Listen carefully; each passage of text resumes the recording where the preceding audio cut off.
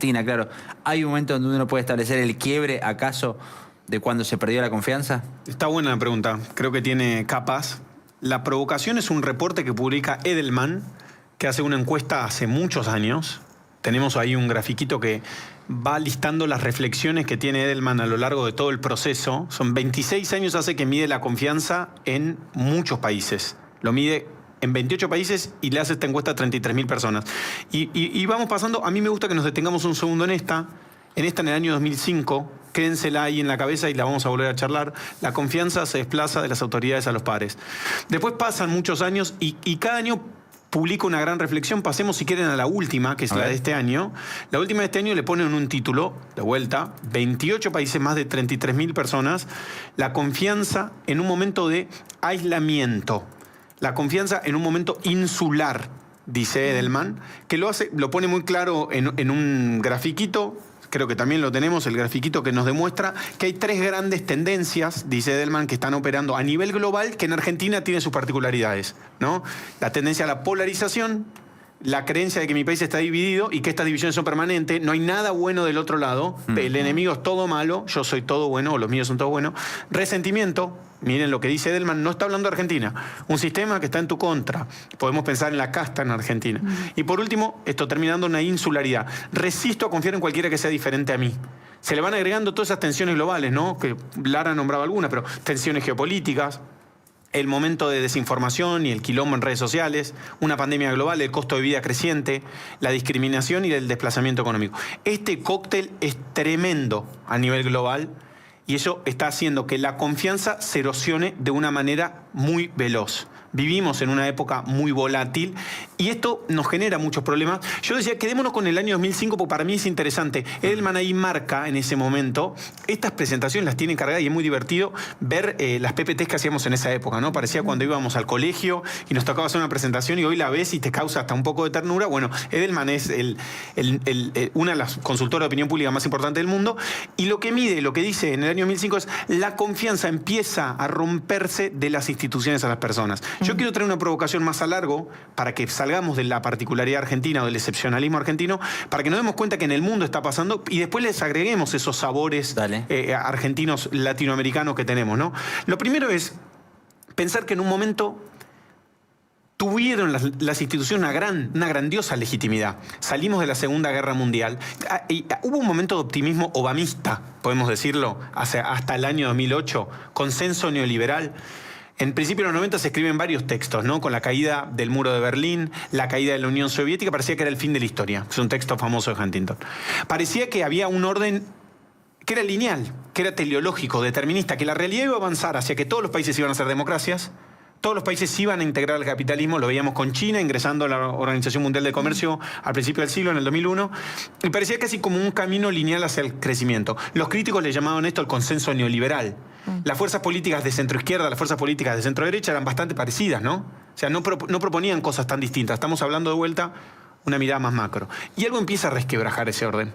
Hay quienes dicen que es la crisis del 2008, la crisis económica del 2008. Hay quienes se vienen un poquito más para acá y dicen 2011, la primavera árabe señala algo de un sistema que cae y muchos ponen el 2016 como el año cero del comienzo de la locura, el descontrol o el desorden. Es Trump, es el Brexit y es la cosecha de un montón de cambios que viene habiendo, que es básicamente el crecimiento de esta crisis de deslegitimación de las instituciones. No le creo al Congreso, dice Edelman, mantiene un reporte que son 100 slides o 100 filminas. No le creo al Congreso, no le creo a la justicia, no le creo a los políticos, no le creo a las empresas, no le creo a los sindicatos, no le creo a nadie, le creo a tres cosas, ¿no? Que para mí hay una ventana para repensar en cómo se puede reconstruir la confianza. Le creo a mis vecinos, le creo a mis compañeros de trabajo y a mis amigos, y le creo al CEO o al jefe de mi empresa. O sea, le creo que hay una dimensión cercana de la creencia, ¿no? De la confianza. La confianza no se rompió a nivel social cercano, para decirlo de alguna manera. Sí. Es como la película de la serie del año pasado de Netflix. Ya te va a venir. De Ricardo Darín, muchachos. El Eternauta. El Eternauta. La salida, viste, como que hubo toda esa discusión en Argentina. Sería Ricardo Darín para matarlo. La salida es colectiva, perdón, muchachos, a veces se me No, no me llega tan rápido. Cómic más importante de la historia argentina. Claro, pero quiero decir, el año pasado se fue una discusión pública sobre si la salida era colectiva, la salida era individual. Nadie se salva solo. Nadie se salva solo, era la frase, exacto, no me venía a la cabeza. Pero hay una evidencia, por lo menos por lo que la gente sostiene, de que yo le creo a la gente que tengo cerca, le creo a mis compañeros de trabajo. Pero empiezo a desconfiar mucho en las instituciones. Esto para las instituciones es un problema muy grande, para el mundo es un problema muy grande. A Argentina se le suman los gustos nuestros particulares, que es un país que hace mucho tiempo no crece. Buscando y buceando en la historia, tenía una conversación con Roy Ora, que es un historiador argentino muy interesante, y me dice, mirá los últimos 50 años de Argentina, que son 50 años de decaimiento en muchos indicadores. Vos ves en términos de PBI, en términos de igualdad, en términos de acceso a la educación, en términos de posición relativa de Argentina como economía en el mundo, son unos 50 años que objetivamente la Argentina está en decadencia. Si vos comparas contra otros 50 años, que es el periodo 1880-1930, era un periodo de progreso. Obviamente es un periodo de muchísimas tensiones, el sistema cambia, primero nace el Estado democrático y tal, pero él me dice, un ejemplo bueno para que vos te agarres es los nombres de las panaderías. Las panaderías en la Ciudad de Buenos Aires se llamaban Panadería El Progreso. El Progreso, claro. Club El Progreso. La idea del progreso era una idea instalada. Por eso recibíamos tanta migración de tantos lugares del mundo. La Argentina recibía migración. Porque había una idea instalada de que el progreso nos iba a llevar en una dirección. Obviamente, había puja distributiva, había tensiones vinculadas al sistema democrático. ¿Qué te causa No, esto? mentira, ¿cuáles son los nombres de las panaderías hoy para la referencia? No hay futuro. Panadería no hay futuro. Decadencia. En la Creo que creencia del vecino Busoto. hay mucha, cerca de mi casa, Rob Gus, porque son los dos socios de la panadería, los dos Claro. vecinos Rob Gus. Claro, los nombres. Mirá. Me acordé. Bueno, había, ¿no? Muchos barrios populares inclusive se llaman La Esperanza, El Progreso, Sí. El Porvenir. Y ¿por qué trae este tema arriba de la mesa? Pienso que mientras está pasando esto, la guerra, que es una gran crisis de confianza a nivel global, ¿no? O sea, le confiamos a Estados Unidos. Las instituciones requieren mucho la confianza. La confianza sale mucha plata, ¿no? Es muy cara. Nosotros no nos damos cuenta en general lo poco que nos confían a los argentinos y lo dañada que está la confianza en un país que hace tanto tiempo la tiene rota, ¿no? Incumplió o defaultió su deuda, o sea, incumplió con el mundo. Rompió lentamente la confianza. Trump lo que está haciendo es está rompiendo la confianza. Hasta ahora las instituciones de Estados Unidos son instituciones muy sólidas. Una se llama el dólar. El dólar, que es una institución al margen de ser una moneda, una currency, es una institución de alguna manera. Requiere de la confianza de un montón de personas para que esa moneda tenga un cierto valor. ¿Puede Trump ir contra todas esas instituciones y generar un nivel de crisis de confianza mayor al que Edelman está señalando que la gente siente? Primera pregunta a nivel global. Y segunda, la Argentina atada en una estrategia, que es mi ley, atada en una estrategia vinculada linealmente a la política de Trump, ¿puede sostener una confianza en un mundo en donde se está destruyendo a toda velocidad? O sea, un país que necesita confianza como Argentina buscó refugio en Estados Unidos. Estados Unidos hoy parece ser el gran agitador de la confianza global, o sea, el gran destructor de la confianza global. De salirse de las instituciones, de no acatar o respetar ningún tipo de freno. Entonces, estamos en un momento donde la confianza está en crisis, parece ser que la solución es a nivel local. Hay dos grandes teorías con respecto a esto y cierro acá. Hay quienes dicen, los aceleracionistas, hay gente que tiene ideas muy audaces vinculadas a la época, cree que un posible futuro es un futuro de gobiernos locales, de cantones. Juan Enrique Scabot es un gran escritor mexicano-americano que hace 15 años escribió un libro que se llama Los Estados Desunidos de Norteamérica. Y planteaba la posibilidad de pensar un país fragmentado. Una Texas como un país independiente, California como un país independiente, o sea, mayor fragmentación en el universo político en Estados Unidos. Hay quienes plantean que el mundo puede ir a eso. Una mirada más optimista es, a nivel local, las instituciones en general tienden a tener más legitimidad, porque lo marca la época, marca que la gente le confía a lo cercano.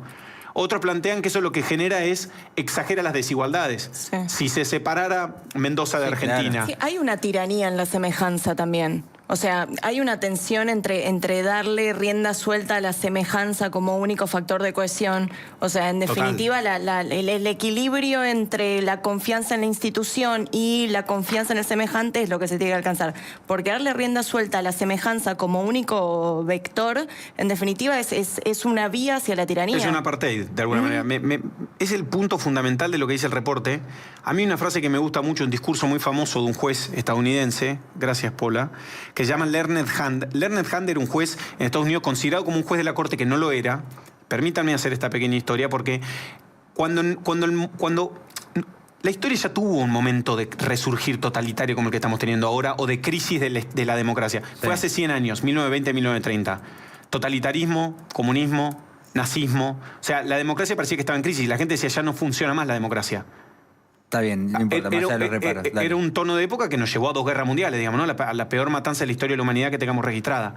O sea, un nivel de violencia y locura fenomenal. En ese momento, ¿qué me querías decir? No, que tenías menos recorrido o menos evidencia empírica para decir si la democracia había fracasado o no como sistema, digamos. Creo que hoy cambia en ese sentido. Bueno, eran las acusaciones de esa época. Sí, está bien, entiendo. En ese momento mucha gente escapaba de los países de Europa que estaban en guerra, que digamos, todo puede ser algo que puede pasar, ¿no? Digo, multimillonarios, Martín Barsavsky se está haciendo un refugio nuclear en Mendoza. O sea, esto está pasando en el mundo, no es que es algo que es impensado. Hay gente que piensa que Sudamérica tiene una oportunidad en este momento de guerra y de locura global. Este juez en Estados Unidos, Learned Hand, recibe a inmigrantes que se estaban escapando del totalitarismo europeo y les hace un discurso y les dice una cosa así. Le dice, el germen, es algo que me recordó Paula recién. La democracia, la libertad, no vive en una ley. No existe ley o texto constitucional que pueda proteger a las personas. La democracia o la libertad está en el corazón de las personas. Y yo creo que hay algo de lo que vos decís, Paula, que es que si yo busco solamente a un semejante y me aíslo, me pongo en una isla, que es lo que dice el reporte de Edelman, si yo me encierro solo a estar con los semejantes, te puedo terminar en una situación muy compleja, a nivel social y a nivel personal. Primero porque la vida con los parecidos es menos rica. Es menos interesante guetoizarse, encerrarse en sus countries, en sus escuelas, encerrarte en tu nicho y solo juntarte con los que piensan como yo. No puedo tener una pareja que piense distinto, no puedo tener un amigo que piense distinto. Eso es muy problemático para la sociedad, que es la idea de los semejantes que decía Paul. Hay que tener cuidado con andar solo con los parecidos. Y nuestras sociedades florecieron, la nuestra particularmente, sobre la base de la complejidad y la diversidad. Obviamente con un mito unificador, pero surgió en esa diversidad. Necesitamos recuperar la confianza en algo más amplio que en lo que nos queda cerca, porque para sostener un país, Argentina, 50 millones de personas, necesito confiar en algo que me quede un poco más lejos. Y esa es la joda de los humanos, ¿no? Poder sincronizarnos y ordenarnos a través de la confianza. Y también hay quizá una valoración un poco errada de la desconfianza como ejercicio.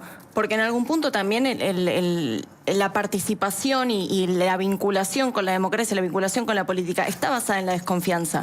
Es decir, tener la confianza como único sentido y como único fin, y que esa confianza evidentemente solo puede depositarse en un conjunto de personas semejantes, deja de lado y pone en un lugar a la desconfianza como algo que es indeseable cuando la desconfianza es fundamental.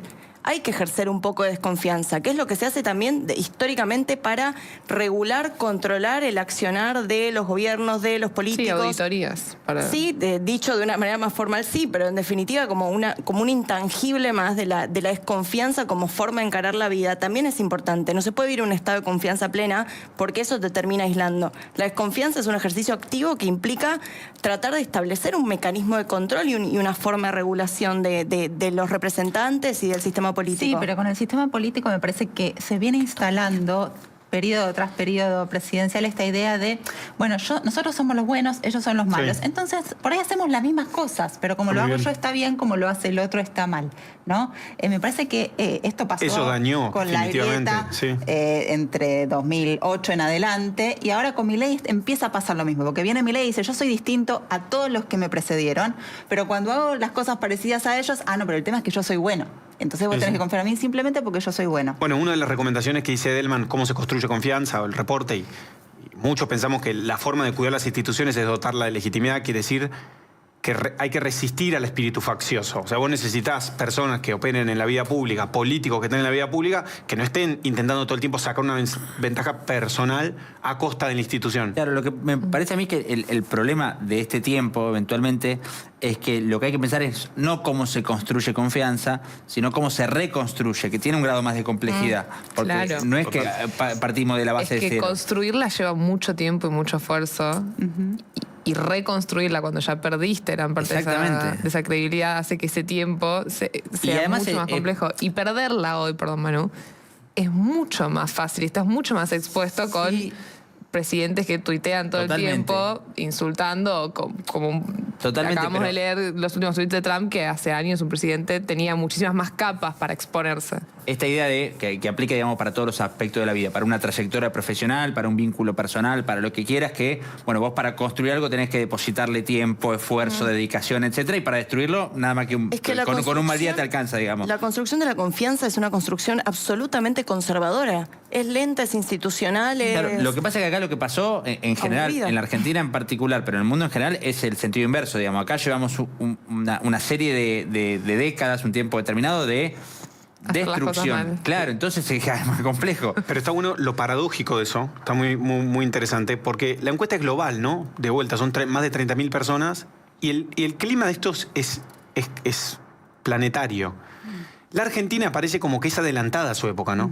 Porque esta misma decadencia lo que generó arriba de una sociedad muy plebeya, muy igualitaria, muy amiguera, o sea, que donde el rol de la amistad es muy relevante, parece que terminó generando un anticuerpo a la confianza. Porque en Argentina hay instituciones de encuentro. No ves el nivel de aislamiento que ves en otros países cuando lo comparas. Decís, che, en Argentina hay una sociedad de alguna manera que suple tal vez la carencia institucional. O sea, tenés esa amistad cívica, para decirlo de alguna manera. Sí.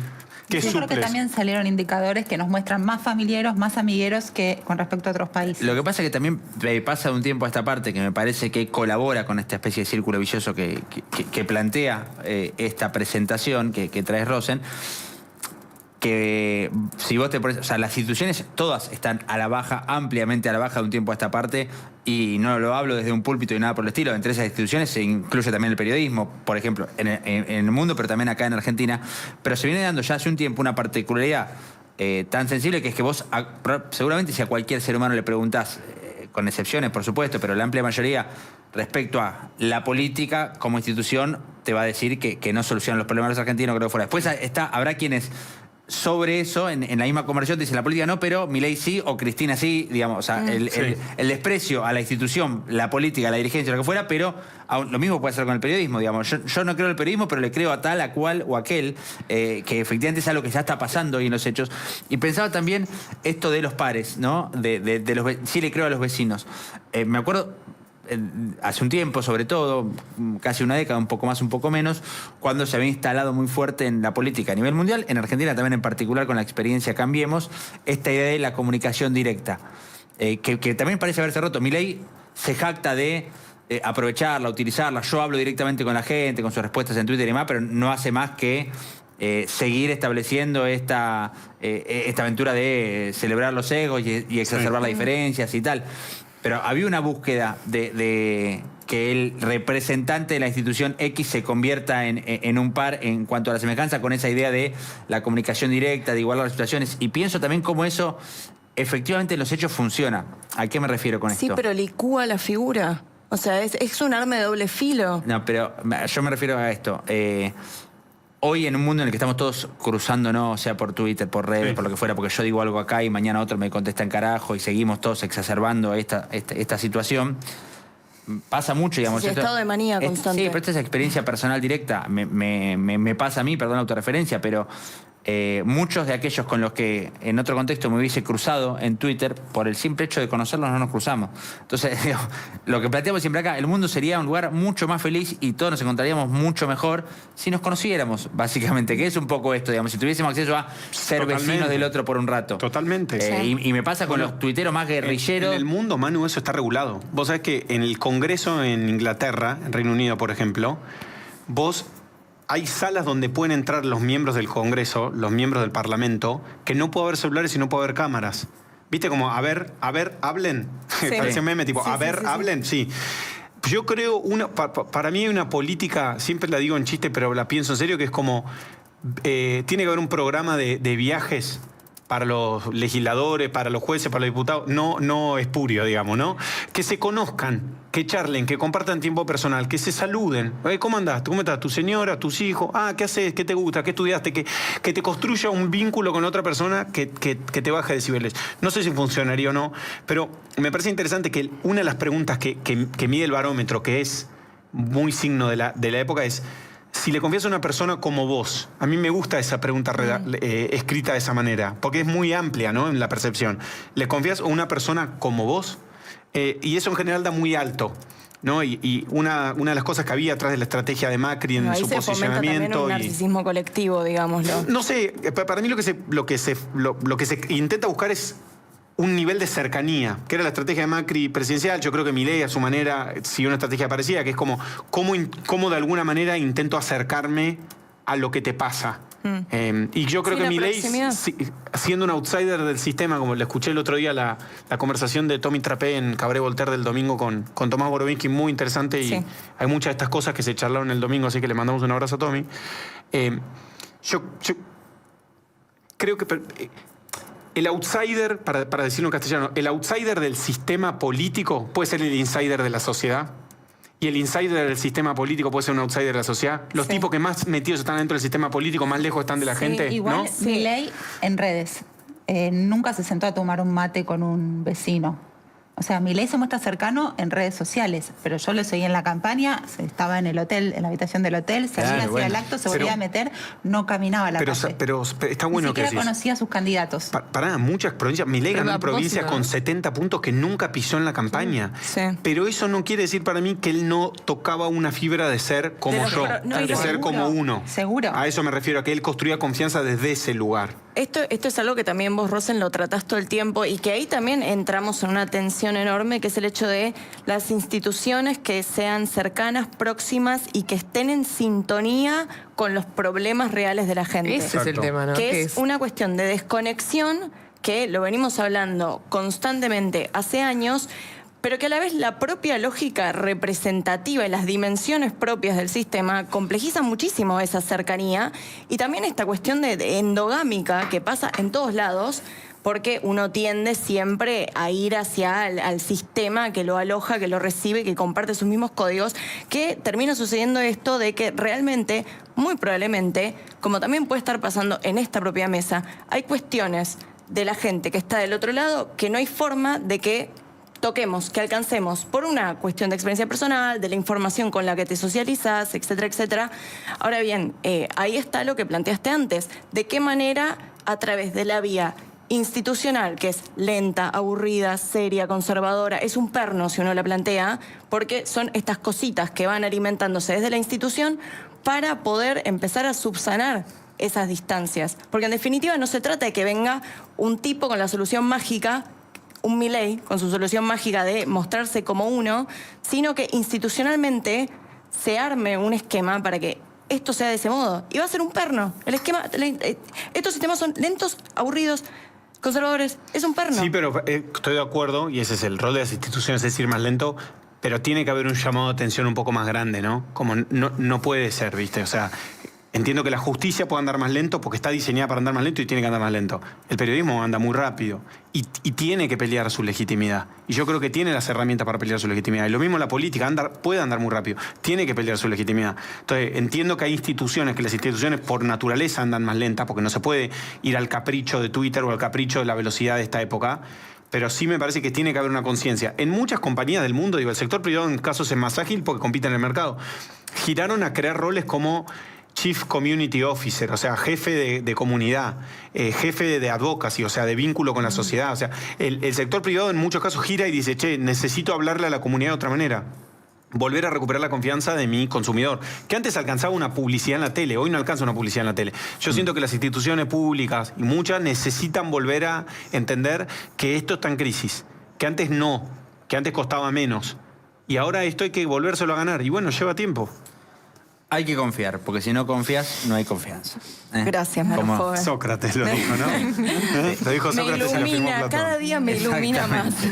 Exactamente. Hablando de frases célebres, hay otra que es habrán que pongan escuchado. likes en el vivo, por supuesto. Pongan likes. Recuerden la manía.